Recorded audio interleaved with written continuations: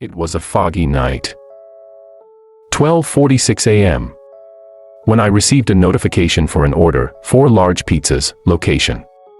I usually don't go out this late, but since it was a big order, I thought maybe I'd get a good tip. So I picked up the pizzas, took my scooter, and left. The location was quite far, and the road was in terrible condition. There were no street lights. Somehow, with difficulty, I reached the address. The house was huge and very old. Only one room on the second floor had its light on. I stopped in front of the house, the main gate was open. I stood outside and rang the bell.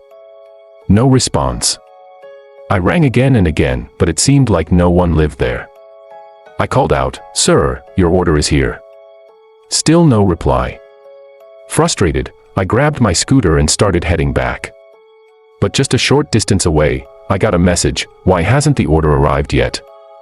I was shocked. Angry, I turned back toward the house. This time, the light on the second floor was off, and the bulb above the main gate was glowing. I rang the bell again, several times. Still no answer. In anger, I picked up a stone and threw it at the main gate. It swung open. I could see the hallway inside, the lights were on. Right then, the light in the second floor room turned on again. I called out, "Is anyone there?" No reply. I thought maybe some rich kids were playing a prank on me. So I decided to go inside.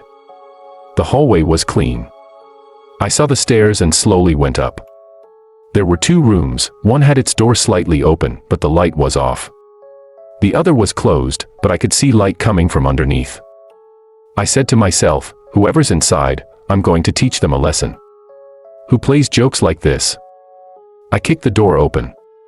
Inside, there was a burned bed, completely black, as if the room had caught fire long ago. On one side, there was a pile of garbage that smelled so awful I felt like I would faint. I quickly stepped out of the room and muttered, "What the fuck is that?" I was in complete shock. I couldn't understand what was happening. Suddenly, the electricity went out. I pulled out my phone and turned on the flashlight. The other room, the one with the slightly open door, was slowly opening wider on its own. It felt like the ground vanished beneath my feet. The pizzas slipped from my hands as I bolted down the stairs. The hallway felt icy cold. I ran outside, jumped on my scooter, and sped down the road without looking back.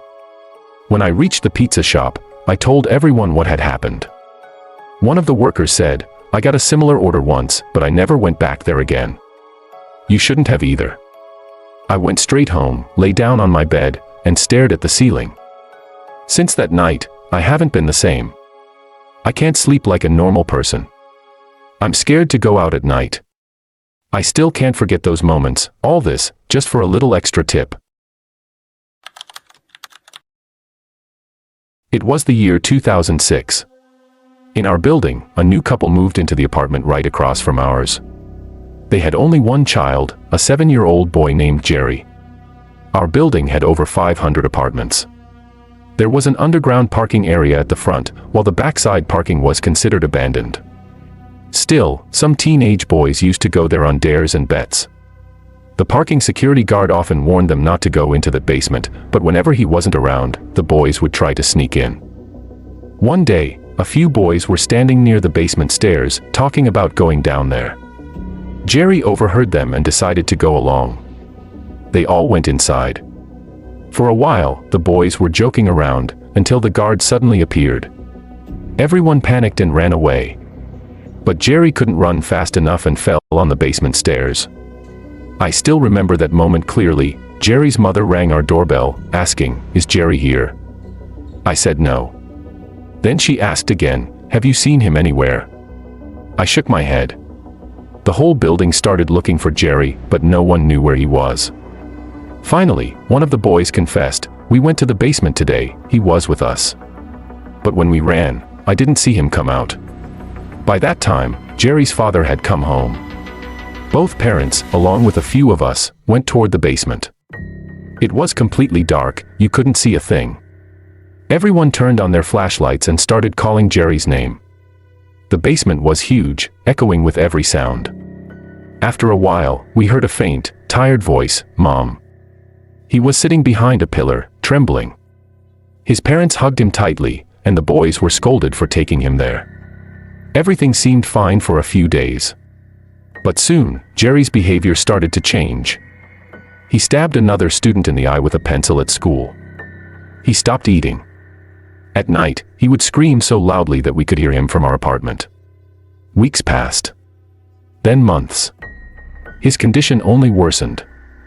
He even began hitting his own parents. They took him to a psychologist, but the medicines didn't work. Eventually, things got out of control. Jerry was sent to a mental hospital. The trauma quietly consumed his parents. A few days later, when I came home from work, my wife told me Jerry's father had died in a car accident. And a few days after that, his mother took her own life.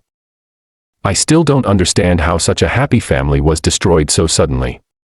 The residents of our building permanently sealed that basement. Everyone believed that what happened to them began down there.